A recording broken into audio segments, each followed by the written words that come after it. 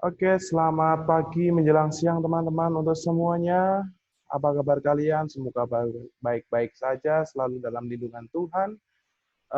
Semoga sehat selalu di tengah pandemi COVID seperti ini. Tetap terapkan protokol-protokol yang sudah dianjurkan oleh pemerintah.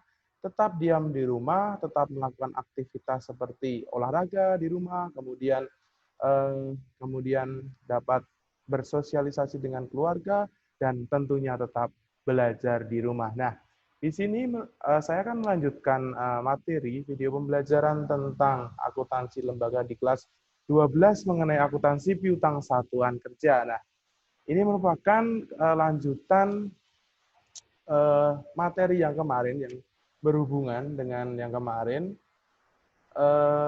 Kan kemarin kita sudah membicarakan tentang aset-aset lancar mengenai kas dan setara kas. Hal ini masih berkutat dengan aset lancar juga, itu mengenai piutang satuan kerja dalam akuntansi lembaga. Nah, baik teman-teman, untuk menyimak slide-slide dalam PowerPoint selanjutnya, akan saya share PowerPoint yang saya buat, dan kemudian nanti kalian dapat belajar dari situ. Semoga pembelajaran ini bermanfaat, dan tentunya pembelajaran ini dapat membantu kalian yang belajar di rumah. Itu teman-teman. Oke, saya akan share. Nah,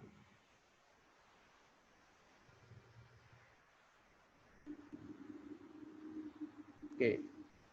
Baik teman-teman, sudah masuk ya untuk PPT saya untuk akuntansi piutang satuan kerja. Nah, piutang pendapatan. Nah, adalah piutang yang timbul atas pendapatan pajak yang diatur dalam Undang-Undang Perpajakan yang belum dilunasi sampai akhir periode pembelajaran. Tentunya kalian dapat belajar, sudah belajar banyak di kelas 10 dan 11 mengenai piutang. Nah, kemudian selanjutnya yang pertama itu ada piutang pendapatan pemerintah pusat. Tentunya dalam akuntansi lembaga itu tidak berbeda jauh pembahasan yang kemarin antara pemerintah pusat kemudian ada pemerintah daerah, karena merupakan kelembagaan instansi di pemerintahan seperti itu. Untuk A, piutang dalam negeri. Nah, piutang dalam negeri itu dibedakan menjadi beberapa teman-teman. Di situ ada pajak penghasilan migas. Nah, tentunya kalau dari pajak penghasilan migas itu berasal dari sumber daya alam, migas, minyak dan gas, berkaitan dengan hasil bumi dan gas alam. Tentunya dari hasil-hasil pertambangan seperti itu, untuk contohnya kalian pasti sudah paham ya.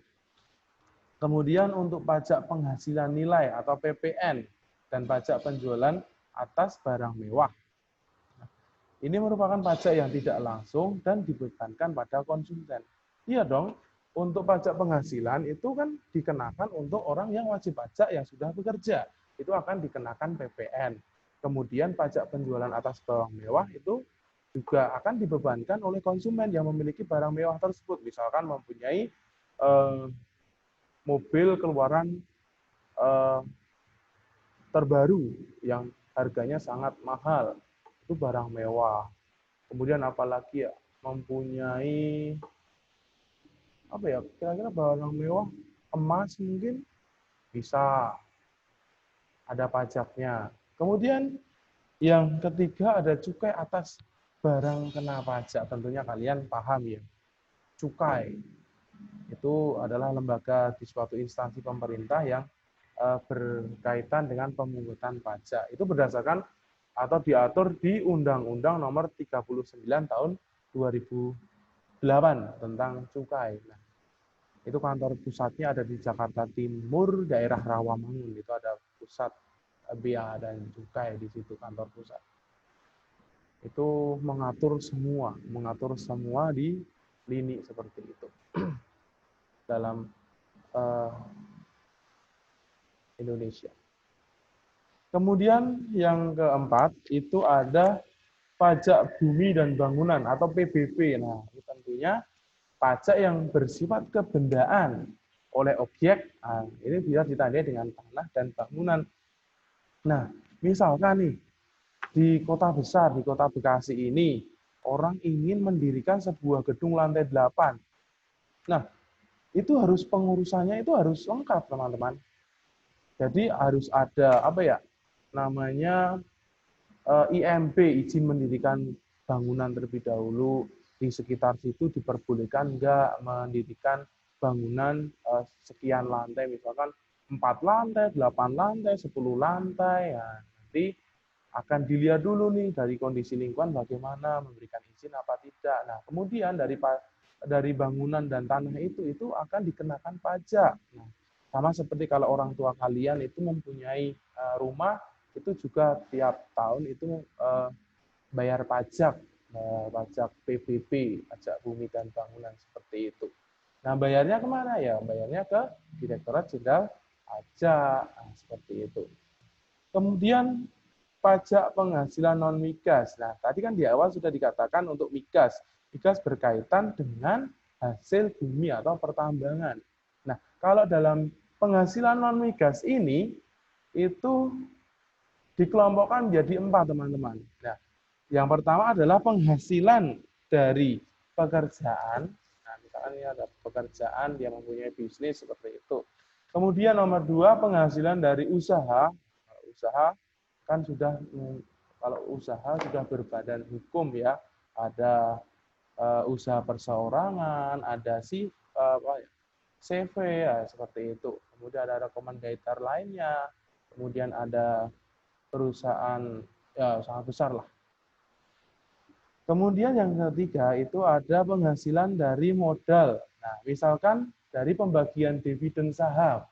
Nah, tahu kan kalian dividen? Nah, anak akuntansi harus tahu dividen dong untuk pembagian keuntungan saham. Kemudian ada sewa, ada keuntungan atau laba, kemudian ada penjualan atas harta, seperti itu.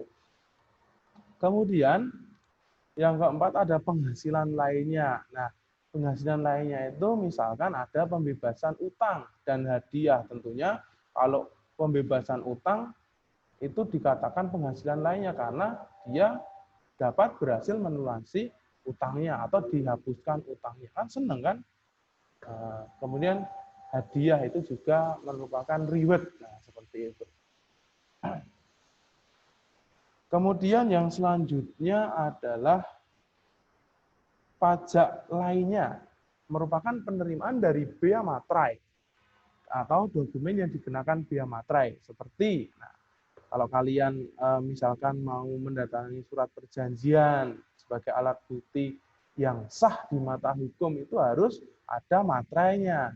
Itu ya kan ada tulisan dalam materai itu ada 6.000, ada yang 4.000 gitu, seperti itu.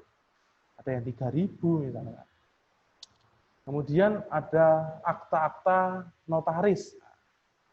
Kemudian yang ketiga ada akta tanah yang dibuat oleh PPAT atau pejabat pembuat akta tanah. Nah, sekarang ini kan beberapa tahun, 2-3 tahun terakhir itu kan pemerintah pusat itu apa ya, memberikan reward kepada orang-orang di seluruh penjuru Indonesia mengenai akta tanah atau sertifikat tanah yang dibagi-bagi itu secara gratis, teman-teman. Itu memang program pemerintah yang harus dikedepankan. Soalnya kalau akta tanahnya masih simpang siur, misalkan orang tuanya atau kakek neneknya sudah meninggal, terus pengurusannya itu sulit. Nah, kemarin itu dalam apa ya namanya,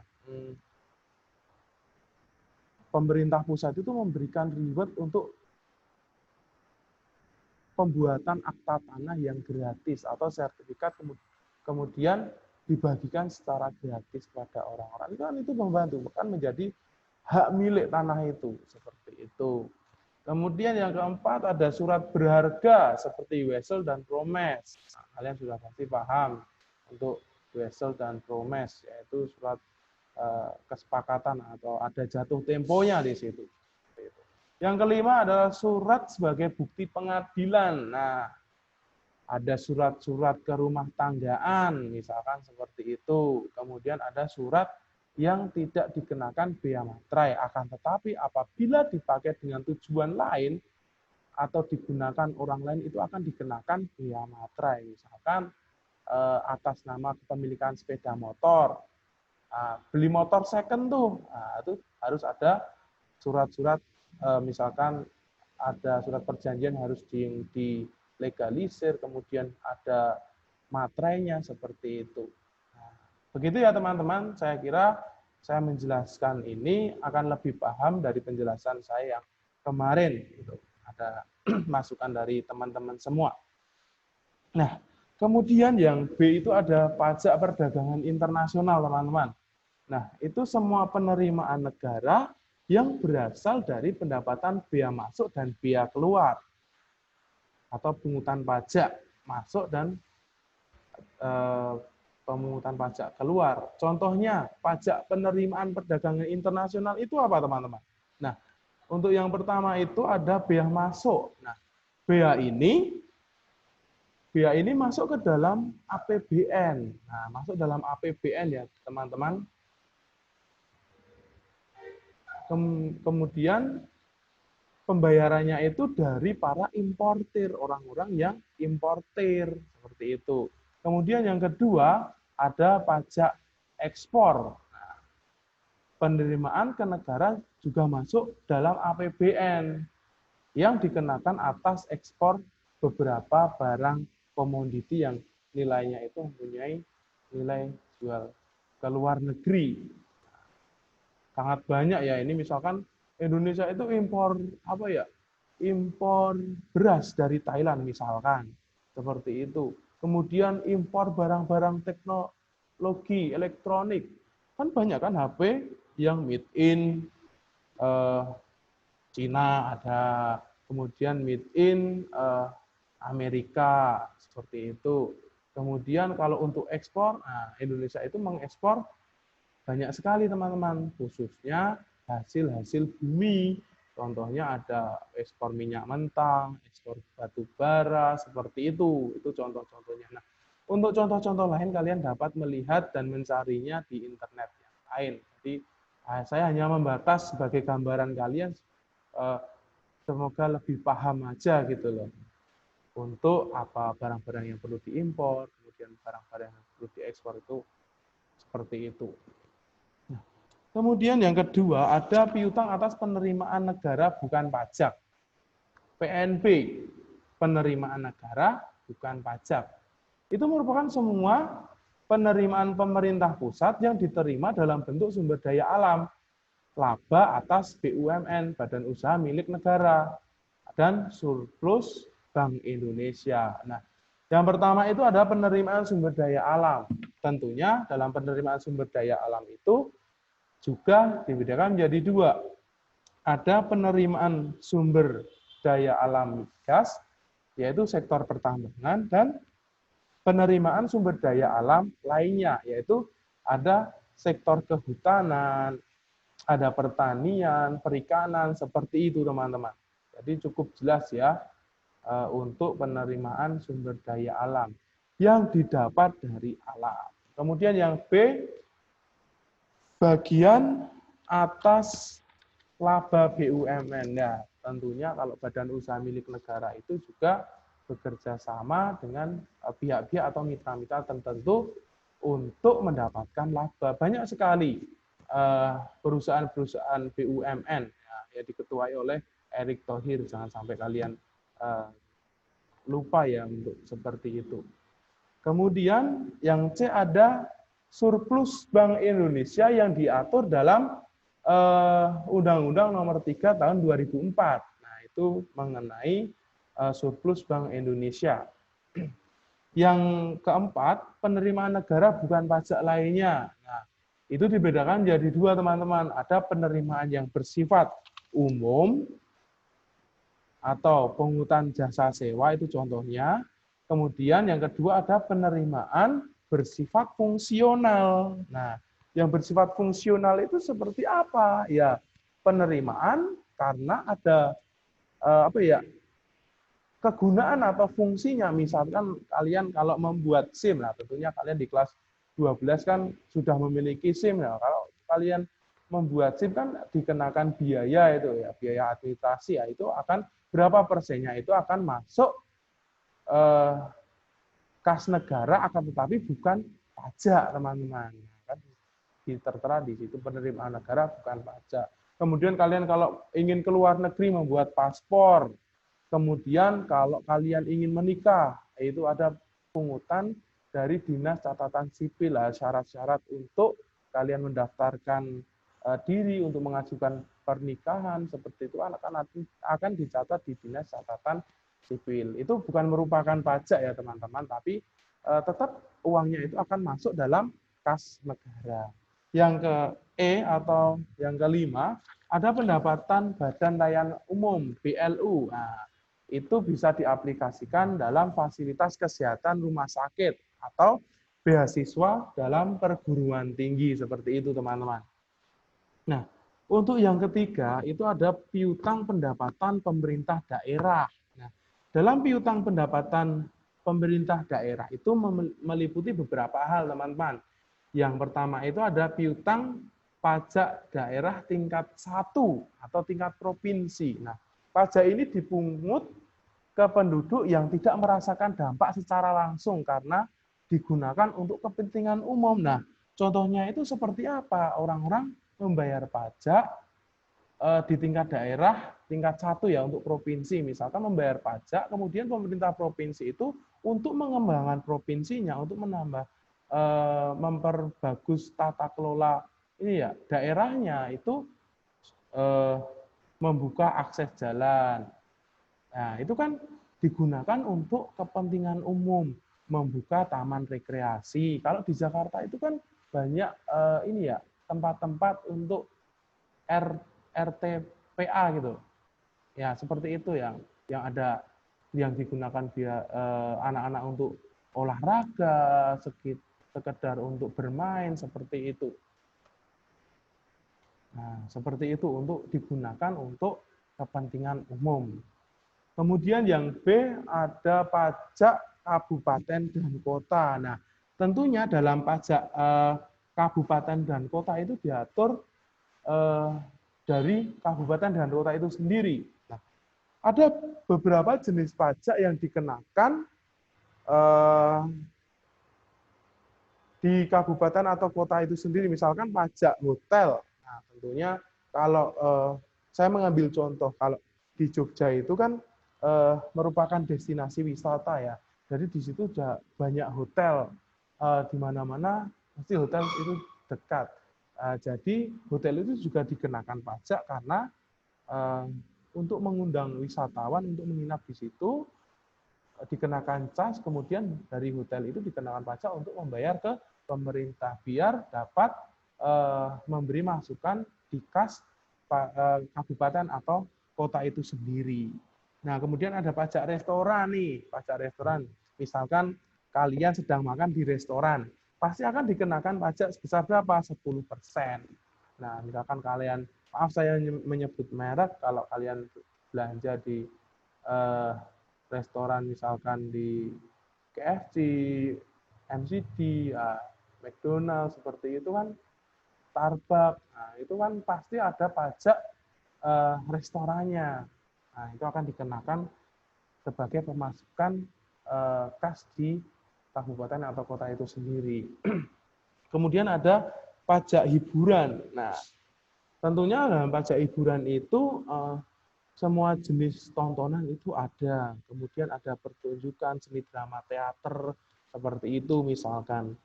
Nah, tarif pajak hiburan itu dikenakan 35%, teman-teman. 35%. Kemudian ada pajak reklame. Nah, pajak reklame itu dikenakan pada benda atau alat pembuatnya sebagai media untuk iklan, teman-teman. Media untuk iklan. Kalian dapat melihat di sepanjang jalan raya Bekasi Jakarta itu kan banyak sekali reklame. Nah, seperti itu. Nah, untuk tarif pajak reklame itu dikenakan 25%. Kemudian ada pajak penerangan jalan. Nah, tentunya pajak penerangan jalan itu ya digunakan untuk pengadaan tenaga listrik, kemudian ada penerangan jalan, kan itu membutuhkan apa ya namanya? masukan untuk pemerintah untuk memajukan daerah itu sendiri. Oke, yang keenam ada pajak bumi dan bangunan. Nah, pajak bumi dan bangunan ini adalah pajak yang dikenakan atas bumi atau bangunan yang dimiliki, dikuasai, dan dimanfaatkan oleh orang pribadi atau badan usaha. Nah, seperti itu. Itu untuk pajak yang ada di kabupaten dan kota. Nah, selanjutnya ada piutang distribusi daerah atau pajak atas jasa pemberi izin. Nah, pemberi izin. Nah, ada banyak distribusi daerah. Nih, contohnya ada jasa umum. Nah, dalam jasa umum itu memberikan pelayanan jasa kebersihan. Misalkan kalau di daerah Jakarta itu ada pasukan warna-warni, teman-teman. Kalau kalian dapat melihat, nanti coba cek di sosial media, ada pasukan orange, kemudian ada apa ya? Kan itu beda-beda untuk pasukan orange itu untuk kebersihan jalan raya sekitar perkampungan lah seperti itu. Kemudian untuk yang hijau yang memakai baju hijau itu untuk pertamanan dan kota. Kemudian yang berwarna biru untuk tata kelola air.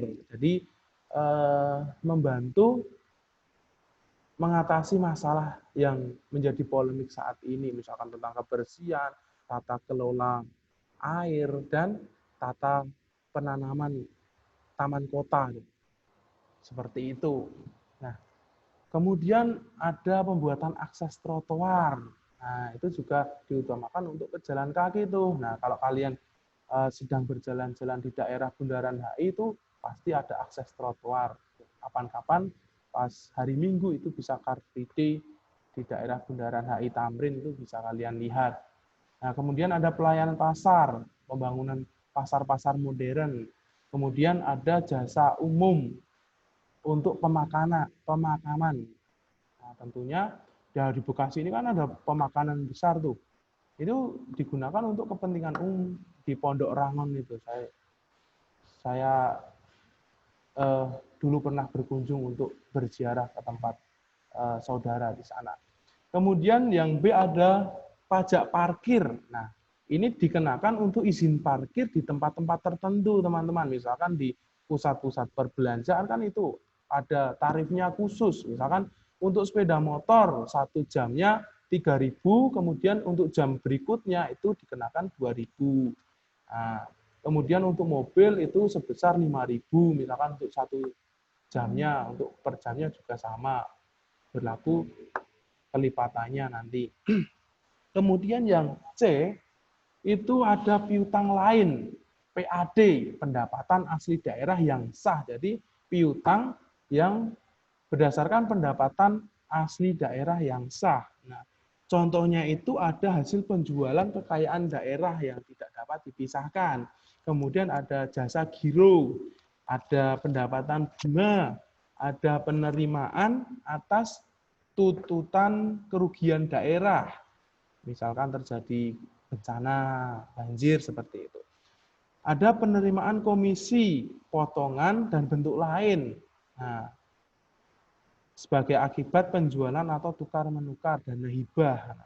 Yang keenam ada keuntungan selisih nilai tukar rupiah terhadap mata uang asing. Nah, kemudian selanjutnya ada pendapatan denda atas keterlambatan pelaksanaan pekerjaan. Nah, ada pendapatan denda pajak juga, kemudian ada pendapatan denda distribusi juga. Pasti kalau kalian menitipkan kendaraan di tempat penitipan itu akan dikenakan pajak misalkan. Itu pajak denda, akan dikenakan denda seperti harus membayar uang lebih. Kemudian ada pendapatan hasil eksekusi atas jaminan. Nah, misalkan ada orang yang menggadaikan sertifikat rumah, kalau tidak berani membayar, sudah lewat jalur tempo ya dieksekusi. Jaminannya, sertifikat rumahnya, kepemilikannya ditarik oleh pihak penggantian, ada fasilitas sosial dan fasilitas umum. Kemudian ada pendapatan dari penyelenggaraan pendidikan dan pelatihan. Kemudian ada pendapatan dari badan layanan umum daerah itu sendiri. Nah, kemudian yang keempat, yang ada piutang hasil pengelolaan kekayaan yang dipisah.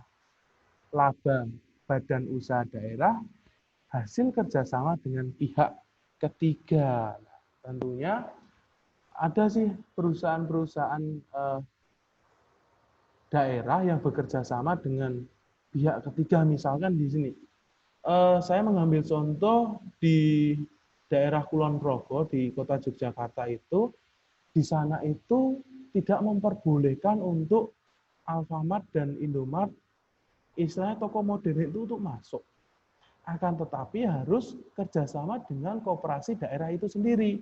Nah, meskipun dengan kerjasama itu nanti toko-toko itu boleh ada. Jadi untuk penyuplai pemasok barang yang akan dijual itu dari Indomaret atau Alfamart itu. Akan tetapi untuk nama tokonya itu diganti dengan Toserba seperti itu. Kemudian toko milik rakyat bisa disingkat dengan Tomira seperti itu. Jadi ada apa ya? Biar masyarakat juga tidak dirugikan, pasar-pasar tradisional juga tidak dirugikan akan kehadiran dengan pasar-pasar modern. Itu adalah langkah dan kebijakan khusus pemerintah daerah itu sendiri. Itu contohnya, teman-teman. Nah, seperti itu. Nah, teman-teman, sekian dan terima kasih atas perhatiannya. Semoga pembelajaran ini lebih bermanfaat. Tadi saya sudah menjelaskan, menjabarkan secara khusus tentunya untuk teman-teman. Nah, saya akhiri video pembelajaran hari ini. Sekian dan terima kasih. Tetap semangat dan salam olahraga seperti itu.